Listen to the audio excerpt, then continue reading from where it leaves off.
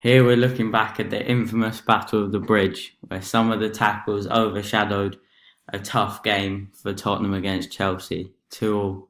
What a crazy game that was. So many tackles flying in and so much aggression on show.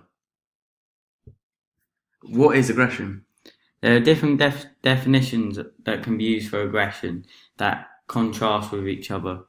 One definition is that any behaviour that is intended to harm an individual by physical or verbal means, and this was said by Bull in 1990. This basically means that aggression is harmful to others, and it is like anger, hitting or abusive words to people. Gill had 4 criteria for aggression in 1986.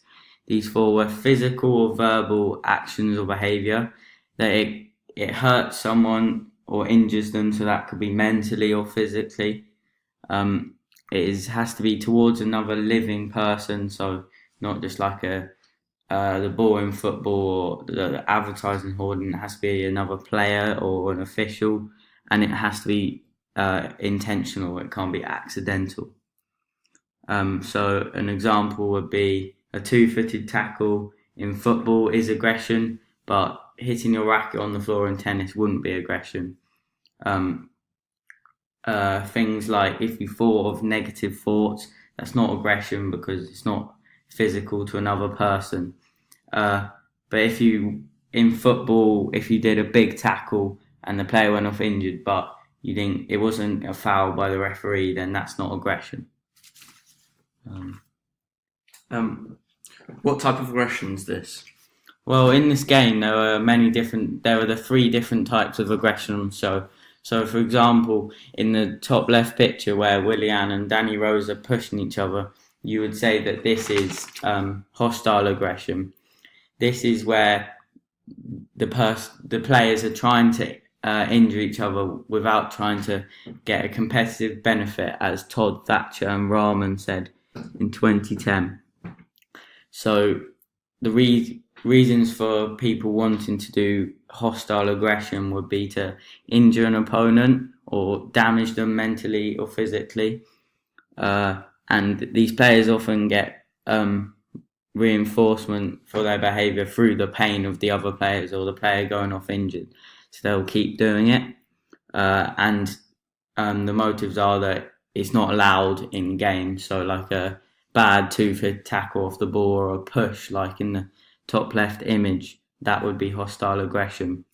Another word for it could be reactive aggression. So maybe Willian said something to Danny Rose which made him do hostile aggression.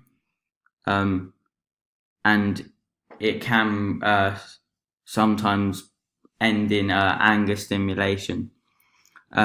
The aggressive players will often stop a team working together and will decrease performance. Another type of aggression that was used in this match was instrumental aggression. So, for example, when one of the Chelsea players was through on goal, one of the Tottenham players fouled him to stop him scoring, and therefore they're gaining an advantage for their team or getting a competitive goal through fouling or outside of the laws of the game.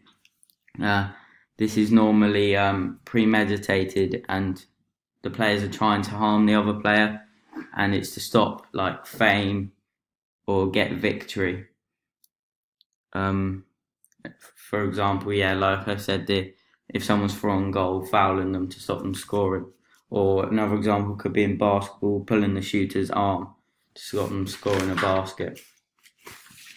The third type of aggression on show in this game is assertion or channeled aggression. So for one of the tackles, one of the players won the ball but knocked the player over, injuring them in the process, but it was by accident.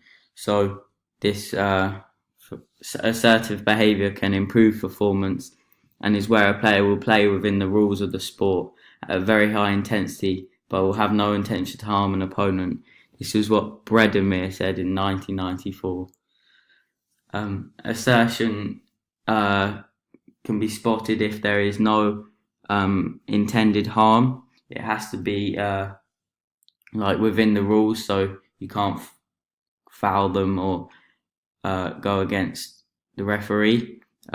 Is like strong, legal, forceful challenges. So like a big tackle or a header, and where you knock them over, which means that the player can do an action or a skill. Uh, Assertiveness allows athletes to show people that they are there by being physical or verbally assertive. So, like shouting at the team to get into them in football, for example, and they will also be given everything. The athletes need to control themselves so they don't go into instrumental or hostile aggression. As you can see, some of the assertive or channeled aggression led to hostile aggression in this game because players didn't like the types of tackles. What sort of things can affect the type of aggression? So the nature of the sport. So Wiggins, James et al. 2006 said that we need to understand that aggressive behaviour or actions can be seen differently based on the type of sport. There's sanctioned aggression. So some sports need you to harm people. So like in UFC, you have to hurt someone by punching them, or in boxing. But in like cricket, you're not allowed to kick or punch people. Coaches often can make a player be more aggressive or less aggressive by the way they act. And so instrumental and hostile aggression are often discouraged in most competition or all competition levels because they're trying to harm people. So for youth players, you don't want to encourage that. Connolly in 1988 said that they should ask athletes to show aggression but are in fact seeking an assertive behaviour. For example, in the Battle of the Bridge, the two managers wouldn't have told their players to go out there and make those hostile, aggressive tackles. It was just part of the match and the emotions. So athletes Klum and Pfister in 1998 conducted a study looking at aggression in high-level sport. They found that the more experienced athletes use more instrumental aggression to get an advantage and less hostile aggression, and they have more self-control that stopped them going into hostile aggression. Assertion is normally linked with aggression because it's allowed and it's within the laws of the game, and is often encouraged in sports like football and rugby because it's a legitimate force and there's no intent to harm, and therefore there's normally more effort. This was Silver 1979, and it was cited in Cox 2007. Lange and Jakubowski in 1976 also highlighted this lack of differentiation as their study suggested people mix up assertion with rudeness or aggression. So we've seen the Battle of the Bridge. What do you think caused all this aggression? So the players, it could be. So in here, it's because there's a big rivalry game. There are two London teams. There's a lot of history between the teams. At the time, it was 2-2, which meant that Tottenham would lose the title, or that Leicester would win the title. So it was an important game. There were a few bad decisions from the referee that day. And other aggression could be caused by making a bad tackle. Also, the environment or role models for the players, or anger at their managers for not picking the right tactics or the right team. Causes of aggression in coaches could be if the players aren't performing to their normal level, by shouting or being angry at a player. If the other coach says something to them or winds them up, like for example, the two coaches got in a little scrap at half time of this game, and maybe a referee decision, or if they're going to get sacked because of what's happened in this game. They can also tell a player to be aggressive, which will lead to aggression. For fans, causes of aggression would be if their team was losing the game. If it's like a rivalry, so there's lots of tension and verbal abuse or aggravating behaviour from the opposition fans. If a ref makes a decision against them or they don't like the ref, if their team's not performing to the level they can. Alcohol or drugs can also lead to aggression because people are more not really as aware of what they're doing. Provocation and culture can also lead to aggression in fans, and a yob or gang mentality. Do you think these players have aggression in their personality from when they were born, or is it learned? What are some of the theories and hypotheses? Well, there are 4 theories of aggression: instinct theory, social learning theory, frustration aggression hypothesis, and aggression cue hypothesis. Freud in 1920 and later Lorenz in 1966 found that innate, which means in your personality, in your genetic drives or instincts, to be sexual and aggressive because you for survival.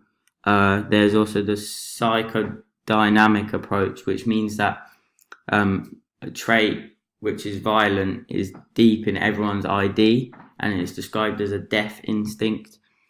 And athletes is inevitable to be aggressive from building up over time before it is expressed on the pitch, like some of the tackles in this game were built over the season and over games which they've been fairly unfairly treated. They suggest that the behaviour is predictable every time. Displacement. The ID's urges are acted upon or done, but they are directed at something else or a different target. For example, someone or something else that could be a punch bag or football or vandalism or the side hoardings in this game or the pitch, kicking the pitch or throwing something like their shirt. This would be an example of displaced aggression rather than going at the real cause of your anger, which is losing or the other team frustrating you.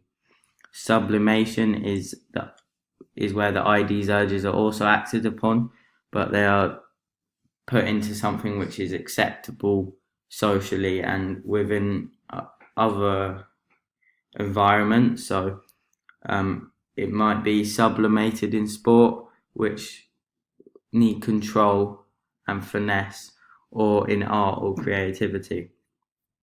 So aggression builds up. You attack someone, which is socially unacceptable, which leads to aggression. Or your aggression builds up, you displace and release, which is socially acceptable, leads to catharsis. Criticisms. The levels of aggression going up is unlikely, for what Freud says. There's no innate or deep down genetic aggressive characteristics ever have been found, and no support for catharsis. Aggressive sports players don't often show their aggressive characteristics in society or environments away from sport, and is normally learned and developed from culture and role models rather than being innate.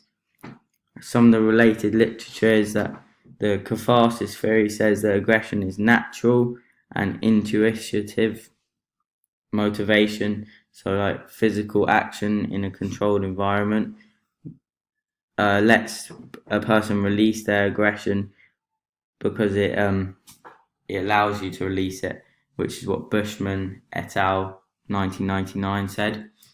Also, the reversal theory states that contact sports are usually picked by a person because it means that they can get rid of their aggression in the game. So like in football, often lots of tackles will get rid of the aggression.